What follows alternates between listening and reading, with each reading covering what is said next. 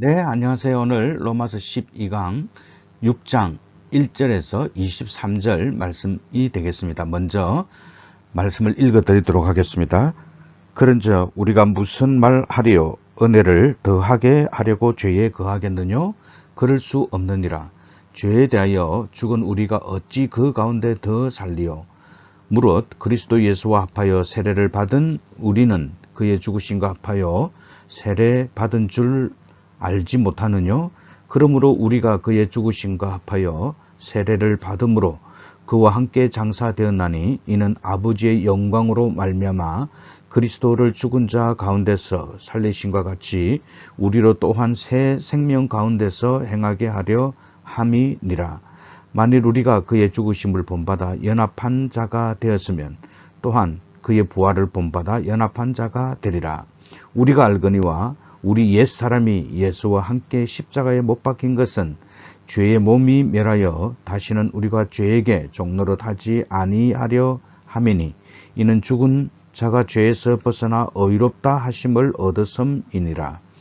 만일 우리가 그리스도와 함께 죽었으면 또한 그와 함께 살 줄을 믿노니 이는 그리스도께서 죽은 자 가운데서 사셨으며 다시 죽지 아니하시고 사망이 다시 그를 주장하지 못할 줄을 알미로라.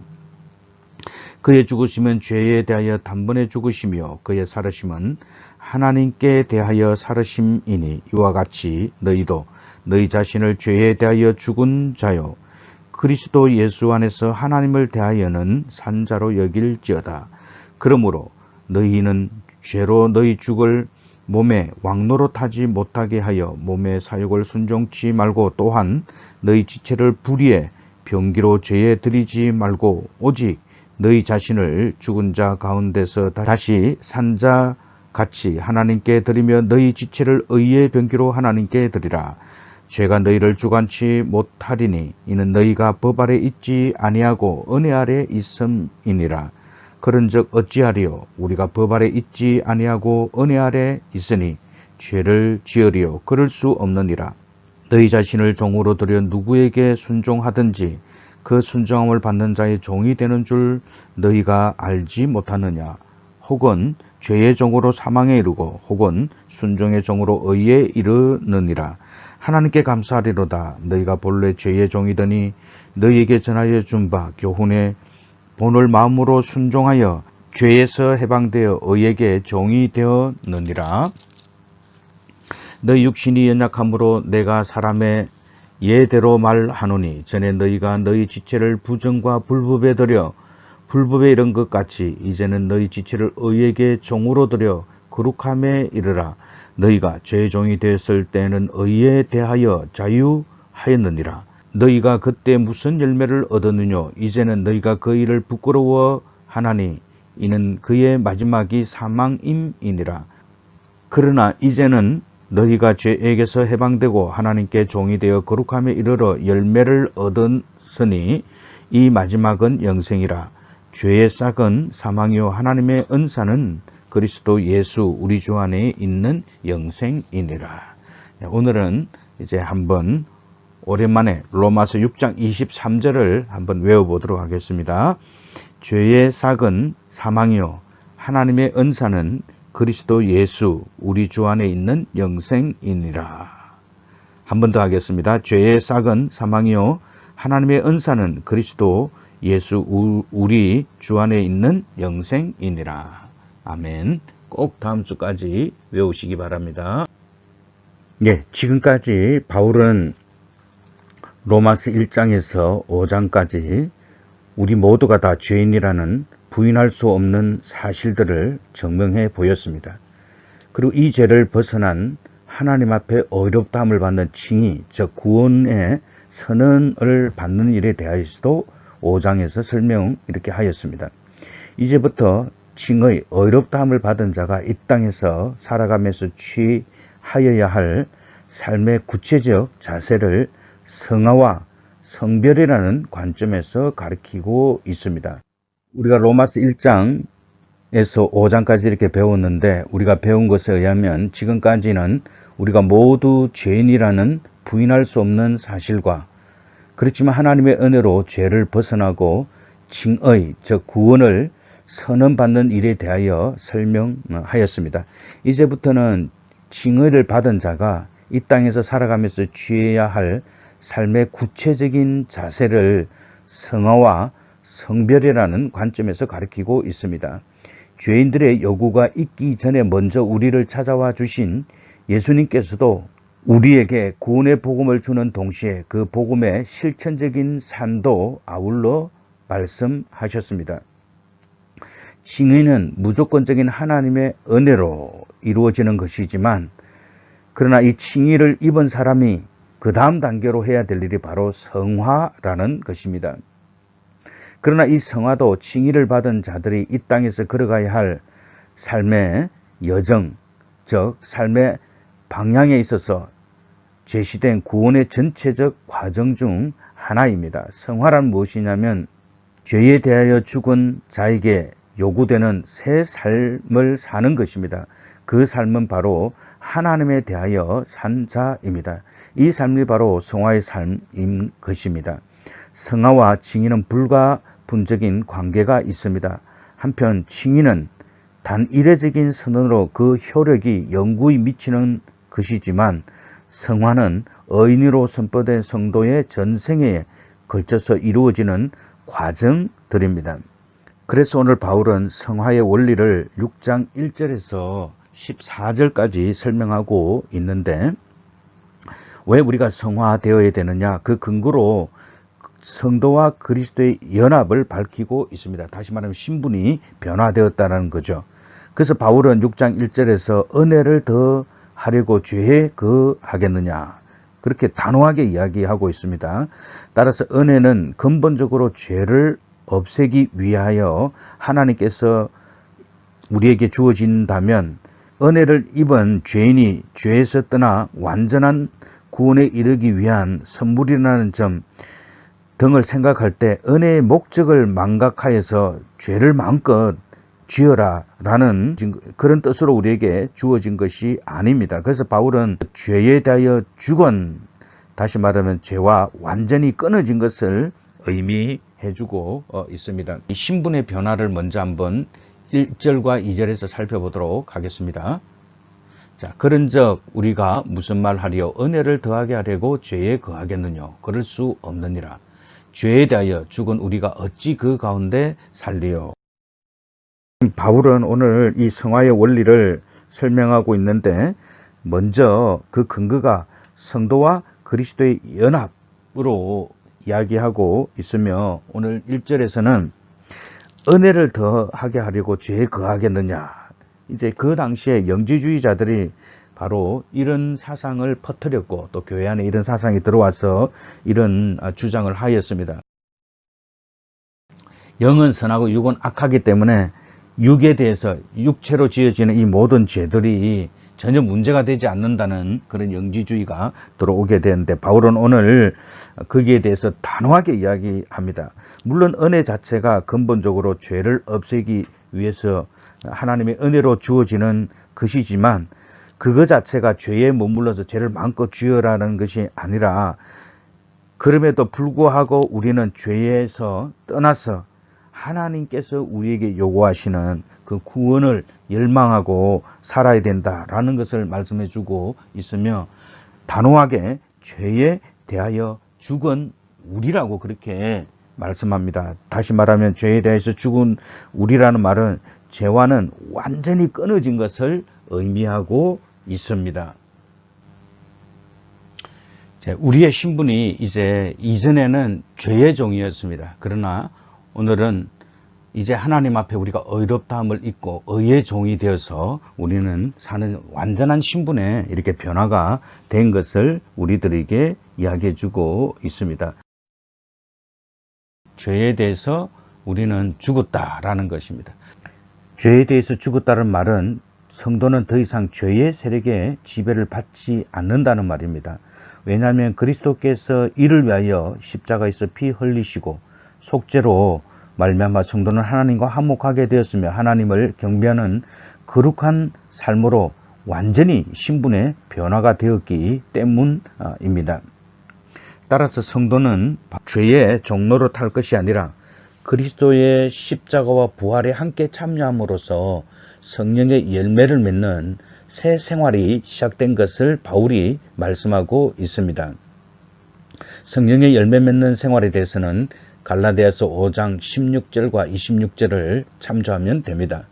그러므로 하나님의 은혜로 죄 사함을 얻고 새 생명을 소유한 우리들은 더 이상 죄와 세상의 영향 아래 살지 말고 하나님께서 계획하시고 하나님께서 뜻하시는 성경의 표준에 따라 살아가는 하나님 나라의 시민으로서 우리가 삶을 추구하며 살아가야 한다는 것입니다.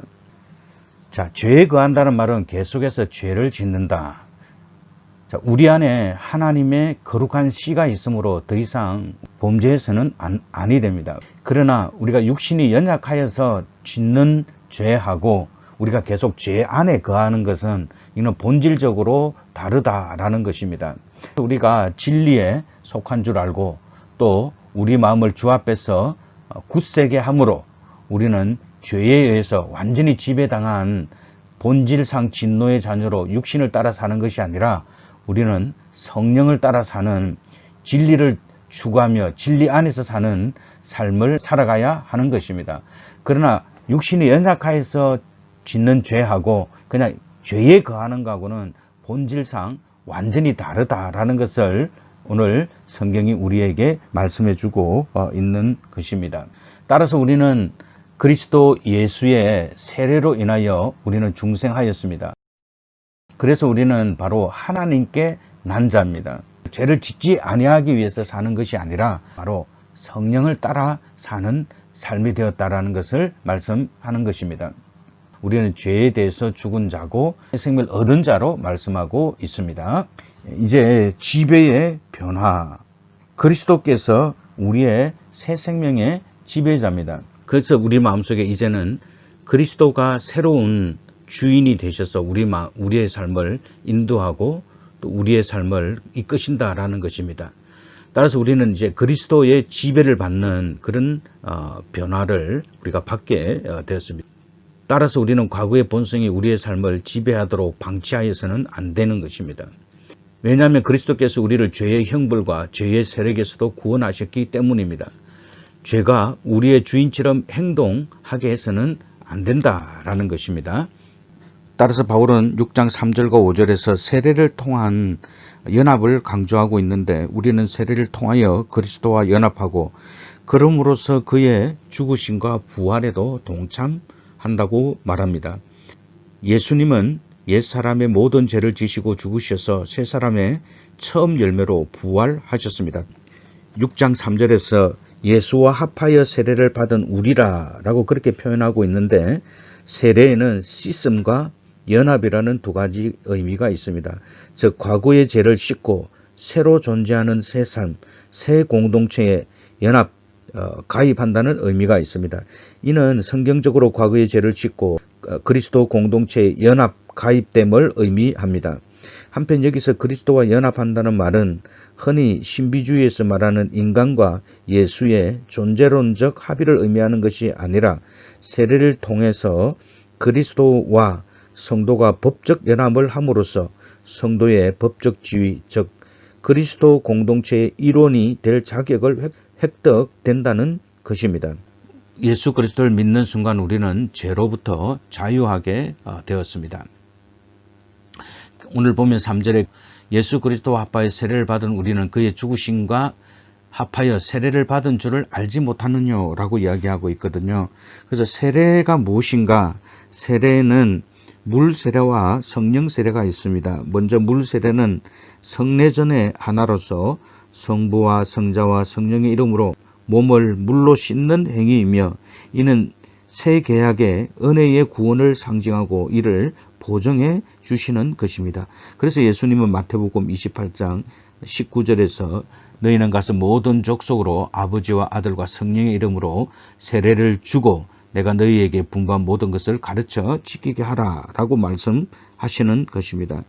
이 세례가 가지고 있는 가장 중요한 의미는 예수 그리스도와 연합 연합된다라는 것입니다.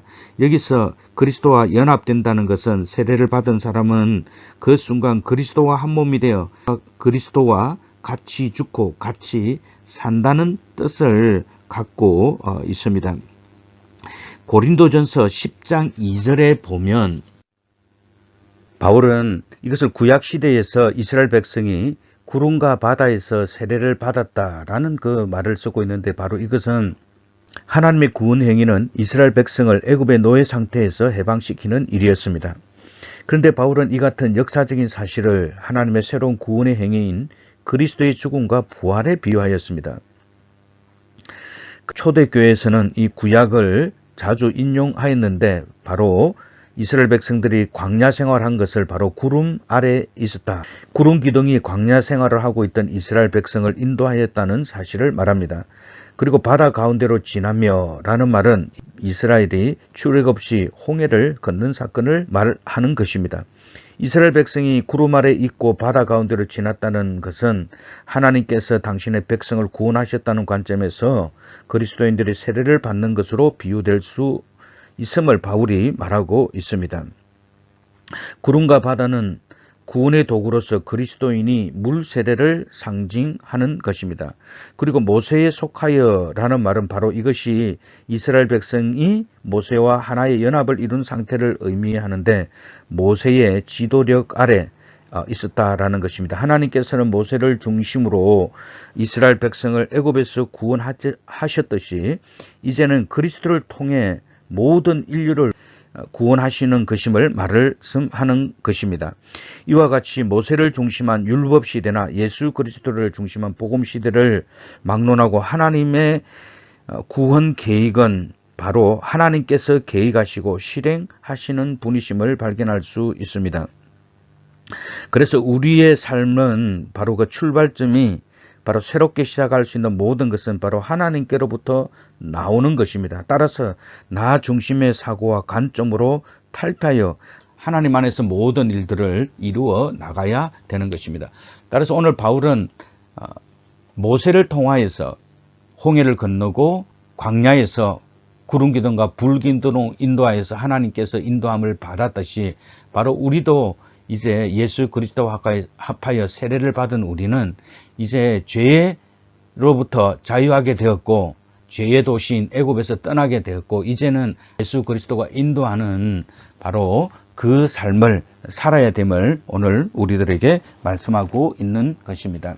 바울은 세례를 받을 때 물속에 잠그는 그 일이 바로 그리스도와 함께 장사되는 일, 다시 말하면 자연적으로 출생하여서 맺어진 아담과의 관계에 의해 지배받던 옛사람의 종말을 상징하는 것입니다. 즉 그리스도 안에서 새 생활을 하기 이전에 거듭나지 못한 본성과 행동이 그리스도와 함께 십자가에서 죽었음을 의미하는 것입니다. 세례를 받는 이 일이 바로 그리스도의 부활과 연결이 된다라는 것입니다. 바울은 구원받은 사람들이 하나님의 영광을 위해서 그리스도의 부활과 성도가 새 생명 가운데 사는 것으로 이렇게 이야기하고 있는데, 바로 이것은 그리스도의 부활과 성도가 새 생명 가운데 사는 것이 하나님의 영광이 되는 일입니다.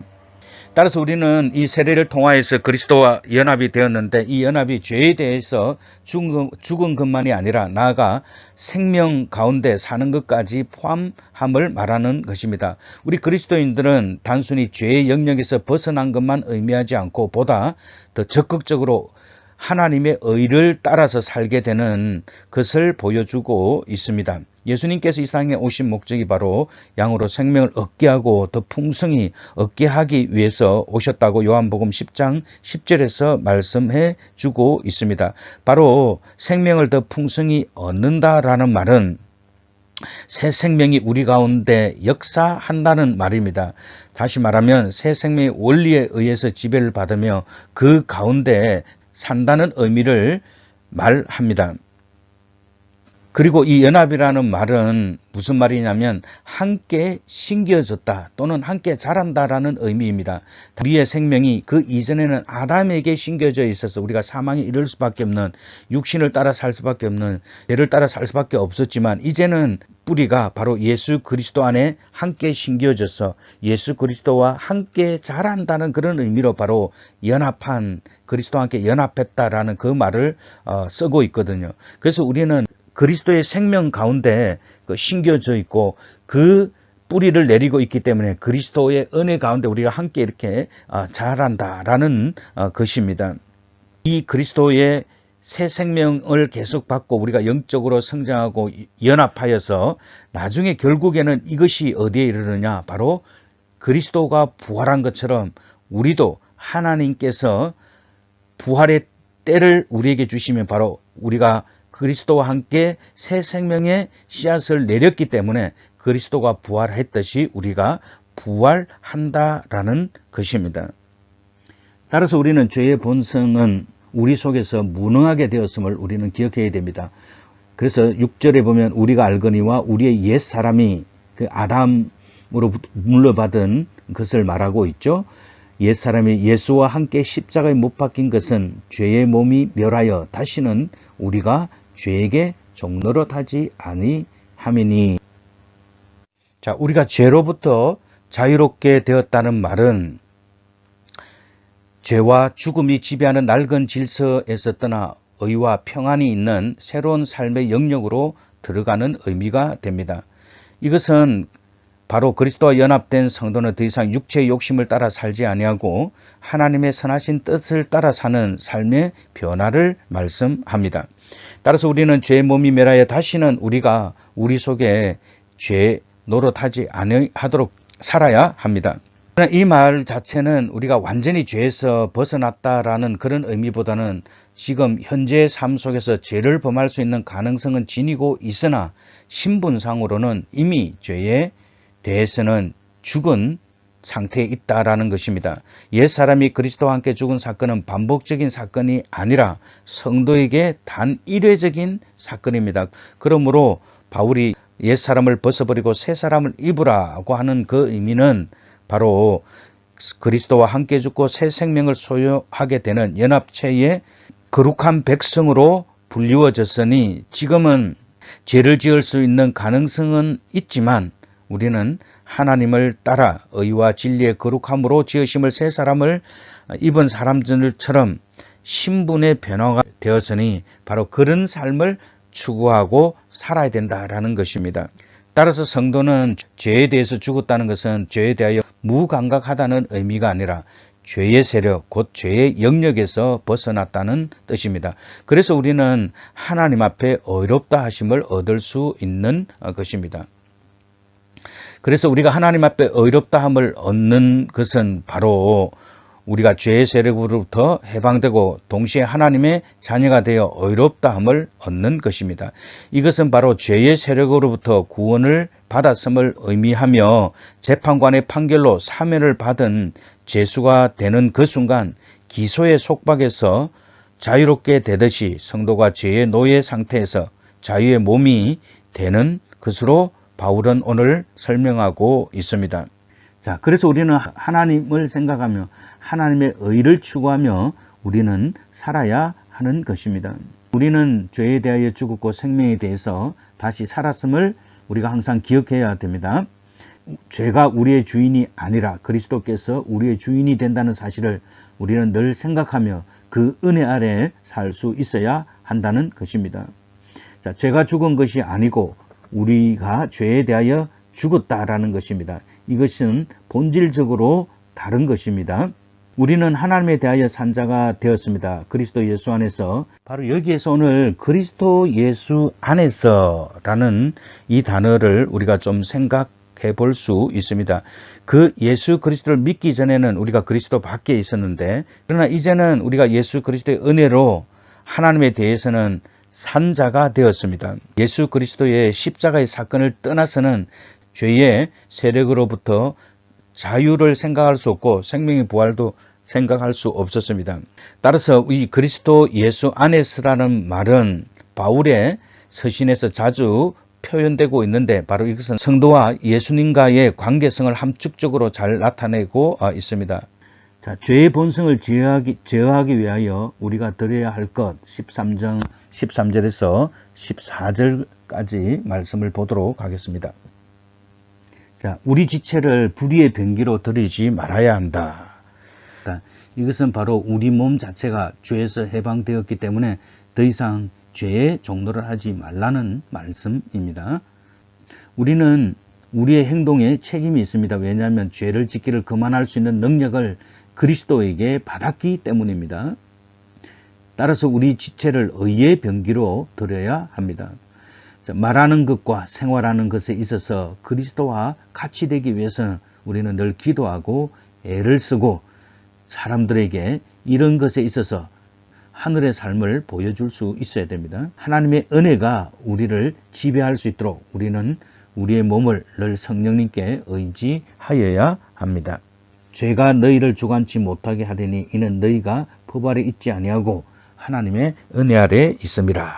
우리가 조금 더 생각해 볼 것 중에 하나가 우리 속에 들어있는 두 가지 자유에 대해서 생각해 볼 수 있습니다. 첫 번째로는 죄의 종이 누리는 자유입니다. 그리스도를 알기 전 죄의 종된 상태의 인간은 의에 대하여 자유롭습니다. 인간이 이 죄의 종이 누리는 자유는 하나님으로부터 벗어나려는 자유입니다. 그래서 이 하나님으로부터 벗어나려는 이 자유가 바로 죄의 종이 되어버리는 것입니다. 따라서 인간은 점점점 더 죄의 굴레 속에서 깊이 빠져들게 되며 결국 옳은 일을 행하려고 해도 할 수 없게 됩니다. 그 예가 바로 누가복음 15장 11절에서 24절에 나오는 탕자의 비유입니다. 그는 아버지의 집을 머물면서 자유가 필요하다고 결정을 내렸고 그리하여 그 집을 떠나게 되었고 일시적으로 먼 곳에 가서 자유로운 생활을 즐기게 되었습니다. 하지만 아버지를 떠난 그는 자유는 있지만 다만 그 자유 때문에 그는 다른 죄의 노예 상태로 이끌려가는 참혹한 결과만 가져왔을 뿐입니다. 즉 그는 그릇된 욕망의 유혹에서 빠져 마침내 그 죄의 노예가 되어버린 것입니다. 그러나 그가 참된 자유를 발견한 후 집으로 돌아와 아버지께 순종하였습니다. 바로 이것이 우리가 하나님 안에 있기를 포기한 자유는 하나님이 보실 때 어떤 유익한 열매도 맺을 수 없는 참으로 참담한 죄의 흔적만을 남길 수밖에 없다는 사실을 말해주고 있습니다. 그러나 우리 그리스도인이 누리는 자유는 사망에 이르게 하는 죄의 종살이에서 해방되어 자유를 누리는 의의 종입니다. 더욱이 그리스도인의 자유는 단순히 죄에서 해방되어 거치는 주인 없는 자유가 아니라 오히려 이 자유의 의미는 이전 주인의 지배에서 벗어나서 새 주인을 섬기며 사는 것을 말하며 새 주인에게 순종하며 사는 생활인 것입니다. 그러므로 이 자유는 그리스도께서 주시는 새 생명으로부터 오게 되며 그리스도에게 뿌리를 두고 있다라는 것입니다. 따라서 우리는 예수님께서 하나님을 기쁘시게 하는 삶으로 살았듯이 우리도 하나님을 기쁘시게 하는 삶으로 살아드릴 수밖에 없는 것입니다. 우리는 율법적인 의미에서 하나님을 기쁘시게 하는 것이 아니라 우리 속에 하나님을 기쁘시게 해드리는 그 거룩한 소원이 있기 때문에 우리는 그렇게 할 수 있는 것입니다. 따라서 우리 그리스도인의 자유는 죄를 짓기 위한 방종의 자유가 아니라 하나님을 기쁘시게 할 수 있는 그 자유를 마음껏 누리는 것입니다. 그리스도인들이 교회 안에서 신앙생활을 하면서 하나님의 말씀과 또 하나님께서 말씀하신 삶의 표준과 도덕과 윤리를 무시하고 무질서하게 오히려 세상 사람들보다 더 나쁘게 행동하는 것은 그것은 그리스도인들이 살아가는 정상적인 삶이 아니다라는 것입니다. 그리스도께서 주신 참된 자유는 바로 이것입니다. 하나님 앞에 순종할 수 있는 자유, 하나님을 마음껏 섬기는 자유, 그리고 하나님 앞에서 내 삶을 드리는 그 헌신의 자유를 우리는 하나님의 은혜 가운데 마음껏 누려야 되는 것입니다. 그렇게 될 때 바로 우리의 삶에 있어서 죄가 우리를 주장하지 못하고 그 율법의 법이 우리를 옛 사람의 법 아래 있지 아니하고 바로 은혜 아래 있음을 말하는 것입니다. 우리가 죄의 종이 되어서 죄를 섬기면 죄의 종이 되는 것이고 하나님 앞에 순종하면 하나님의 법을 따라서 하나님께서 주시는 이 자유를 따라서 우리가 순종하면 바로 하나님께 순종하는 사람이 되는 것입니다. 자, 그래서 오늘 15절과 16절에서 우리가 법 아래 있지 아니하고 이것은 바로 율법을 말합니다. 은혜 아래 있으니 그래서 완전히 우리의 순종의 대상이 죄의 지배를 받는 그 법 아래 있지 않고 아담 안에 있지 아니하고 은혜를 누릴 수 있는 그리스도 안에 있음을 이야기하고 있습니다. 따라서 우리 자신을 종으로 들여 누구에게 순종하듯이 그건 순종함을 받는 자의 종이 되는 줄을 너희가 알지 못하느냐. 우리는 죄의 종으로 계속 살게 되면 거듭나지 못하고 이 육신을 따라 살게 되면 사망에 이릅니다. 그러나 우리는 그리스도 안에서 부족하지만 하나님 앞에 이 세 가지 자유를 누리며 순종하며 섬기며 헌신하게 될 때 바로 의의 종으로 하나님의 생명을 이루는 그 삶을 살 수 있음을 우리들에게 말씀하고 있는 것입니다. 다시 말하면 죄의 종은 탐닉적이고 습관적인 윤리적인 죄를 통해서가 아니라 아담의 원죄를 유전으로 받음에서 시작됩니다. 무지한 상태에서 아담의 첫 범죄가 그와 인류의 죄를 지배권 아래 두는 죄의 종으로 만들었습니다. 그래서 요한복음 8장 34절에는 죄를 범하는 자마다 죄의 종이라고 말씀하고 있는 것입니다.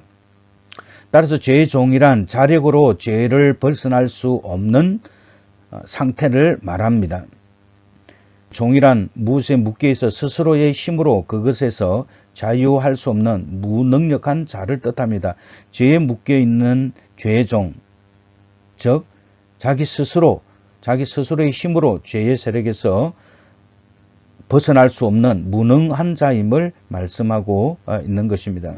따라서 죄의 종노릇 할 수밖에 없다라는 말은 하나님을 대적하고 하나님 없이 사는 것이 바로 본성이 된 것을 의미합니다.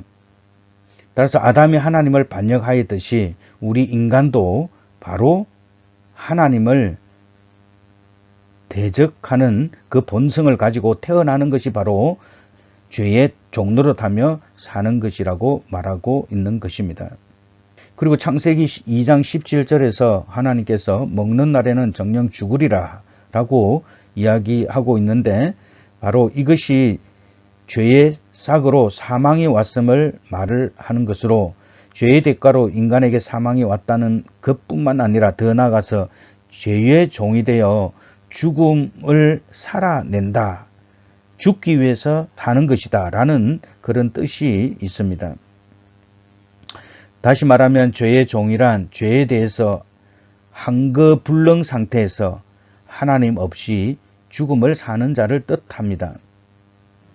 이 순종의 길은 사람은 이 두 가지 중에 하나다랍니다. 사람은 누구든지 죄의 종이 되든지 아니면 의의 종이 될 수밖에 없습니다. 그래서 예수님은 한 사람이 두 주인을 섬길 수 없다라고 말씀하셨습니다. 따라서 죄를 섬기든지 아니면 의를 섬기든지 이 둘 중에 하나입니다. 그래서 이 종이란 단어는 절대적으로 주인에게 순종해야만 하는 노예를 뜻합니다. 그렇다면 우리 그리스도인들은 이 죄의 종에서 벗어나 바로 의의 종이 되었습니다. 그리스도인은 사망에 이르는 죄의 종살이에서 해방되어 자유를 누리는 의의 종인 것입니다. 이것은 단순히 죄의 해방에서 그치는 주인 없는 자유가 아니라 이제 새로운 주인을 섬기며 사는 새 주인에게 순종하면서 사는 삶임을 말씀해주고 있는 것입니다. 자, 죄에 대해서 순종할 때 죄의 종이 된다. 죄의 습관은 발전되어 간다. 습관이 무엇입니까? 습관은 어떤 행동을 반복함으로써 형성되는 걸 말합니다. 그런데 한번 이 습관이 만들어지면 나를 끈질기게 따라다니게 됩니다. 따라서 마음에 들지 않아도 떼어버리려고 해도 쉽게 떨어지지 않습니다. 그래서 우리는 어떤 사람을 볼 때 그 참 습관이 참 더럽게 들었네라고 우리가 말하는데, 그것은 바로 자신도 모르는 사이에 그 습관의 노예로 살아가고 있는 것입니다. 따라서 나에게 형성된 습관은 나의 인생뿐만 아니라 우리의 운명을 결정하는 중요한 요인입니다. 따라서 좋지 않은 습관 때문에 상대 배우자가 힘들게 되고, 또는 부모가 가진 그 악습 때문에 자녀들이 깊은 상처를 받고 불행으로 치닫는 경우를 많이 보게 됩니다. 우리가 이 습관을 우습게 여겨서는 안 됩니다. 작은 습관이라고 할지라도 이 습관이 계속 쌓이면 자신의 인생에 있어서 대단히 불행하게 된다라는 것입니다. 술을 마시는 사람은 시간이 되면 이 습관적으로 술을 마셔야 됩니다. 담배를 피우는 사람은 습관적으로 담배를 피워야 됩니다. 그렇게 해서 이 죄의 습관은 점점점 더 발전되고 또 우리 자신을 더 망쳐간다라는 것입니다. 그래서 우리는 가능한 한 이 죄의 습관에서 벗어나서 하나님이 기뻐하시는 이 습관으로 우리는 바꿀 수 있어야 됩니다. 그래서 우리가 매일 기도하는 것, 매일 성경을 읽는 것, 하나님의 말씀을 실천하는 것, 또 거룩함을 유지하려고 하는 그런 습관들은 우리 인생에 있어서 대단히 중요한 요점이다라는 겁니다. 우리 인간이 결국 계속 이 죄의 습관을 따라 살 수밖에 없는 존재이기 때문에 결국 이 습관에 의해서 습관의 노예가 되어서 사망에 이를 수밖에 없다라는 것입니다. 그래서 우리는 예수 그리스도를 믿고 나서 거룩한 습관을 우리는 유지하여야 합니다. 우리가 잘 아는 대로 홈리와 비느하스가 있었습니다. 그는 제사장의 아들이었지만 예배를 드리는 습관에 실패하고 말았습니다. 자기의 재물을 자기 마음대로 취하고 해막을 수동저는 여인들과 동침하기까지 했습니다. 가인은 예배를 드렸지만 예배의 실패자가 되었고 극기하는 인생의 실패자가 되고 말았습니다. 우리가 이 기도도 그렇습니다. 예수님은 습관을 따라 감난산에서 기도하셨습니다. 다니엘은 습관을 따라 자기 고국 예루살렘을 향해 창문을 열고 하루에 3번씩 기도하였습니다. 기도에 습관이 있는 자는 위기에 처하면 하나님 앞에 엎드릴 수 있습니다. 어려움을 청할 때 친구를 찾아가기보다는 하나님 앞에 먼저 기도하고 그 하나님이 주시는 그 응답 가운데 어떤 결정을 하게 된다는 것입니다. 우리 그리스도인들이 조심해야 될 것이 바로 언어의 습관입니다. 어떤 사람들은 남의 엄밀한 일들을 잘 누설하기를 좋아합니다. 남의 말하고 다니는 것을 좋아합니다.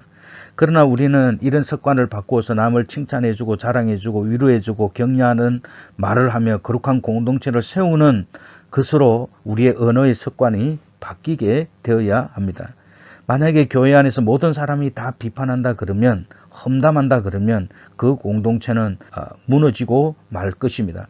따라서 우리가 우리의 생명을 살리고 다른 사람을 축복하는 그 언어를 사용하여서 우리의 습관이 달라져서 죄의 습관에서 벗어나서 이 습관을 점점 발전시켜서 우리가 남을 존중하고 인정하고 나보다 남을 더 낮게 느끼고 살면 우리는 모든 것에서 다 이길 수 있는 것입니다.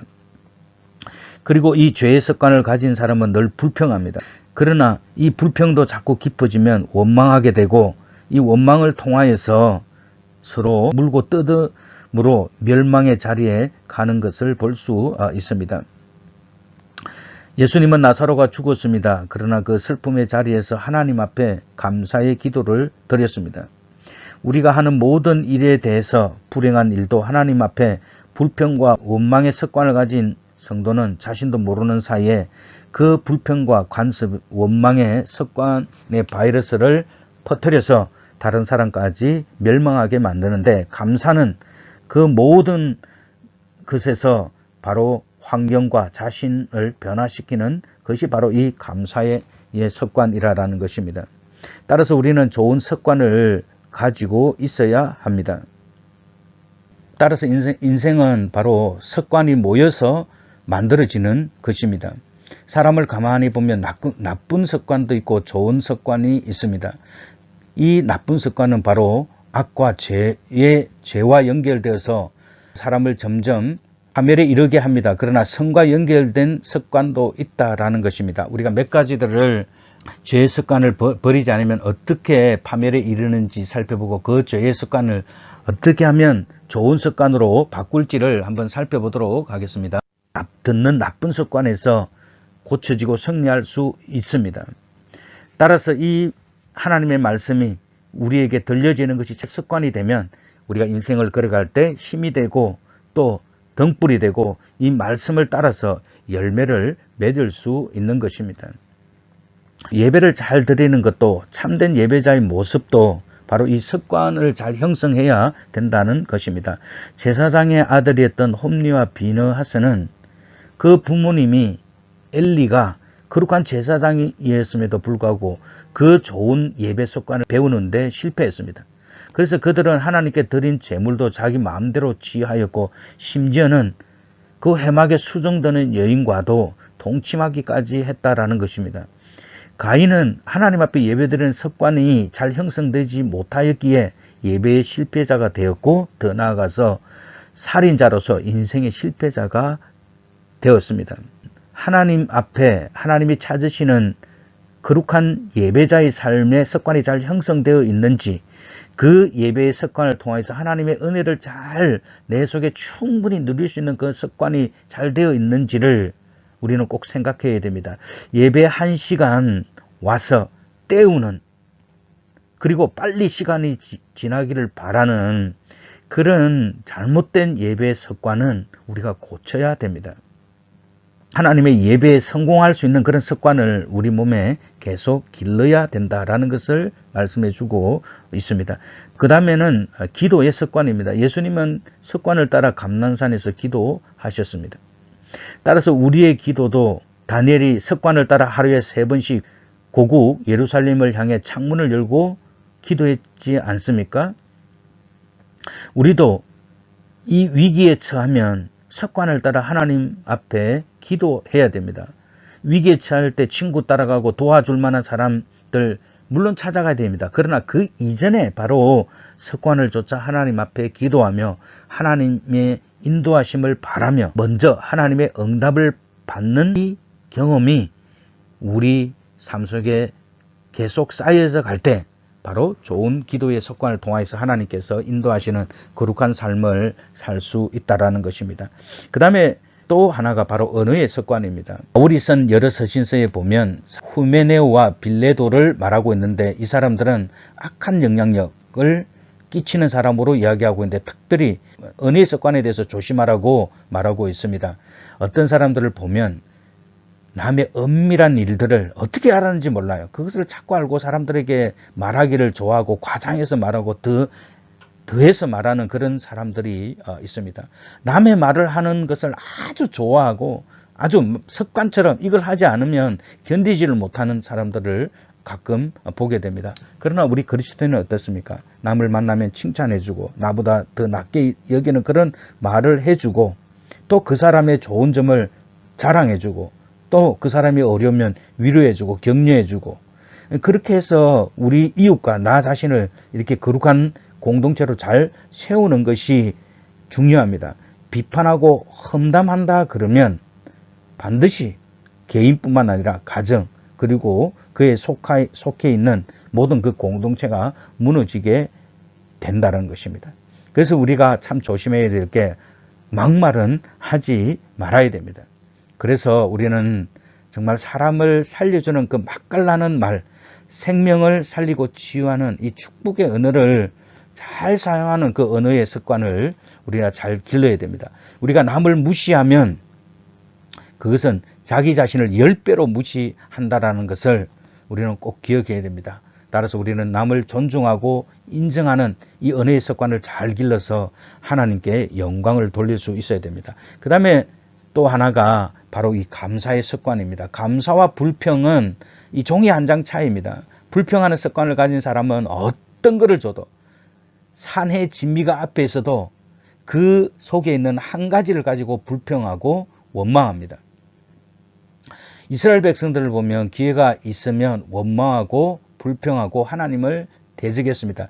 그들이 애굽에서 나와서 그 옛사람의 습관을 다 벗어났지만 가나안 땅에 들어갈 그 모든 그 광야 생활에서 하나님의 전적인 은혜로 살아가는 그 광야 생활 속에서도 그들은 하나님을 향해서 계속 불평하고 원망했습니다. 그래서 하나님께서 어떻게 말씀하셨습니까? 목이 곧은 백성이다. 그렇게 말씀하셨거든요. 근데 예수님은 나사로가 죽었습니다. 얼마나 슬픔의 자리입니까? 그럼에도 불구하고 예수님은 거기에서 하나님 앞에 감사의 기도를 드렸다라는 것입니다.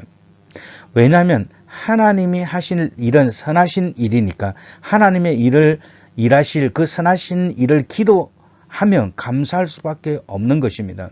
그래서 우리는 불평과 원망의 습관을 우리는 버려야 됩니다. 이 불평과 원망의 습관은 다른 사람을 불행하게 만듭니다.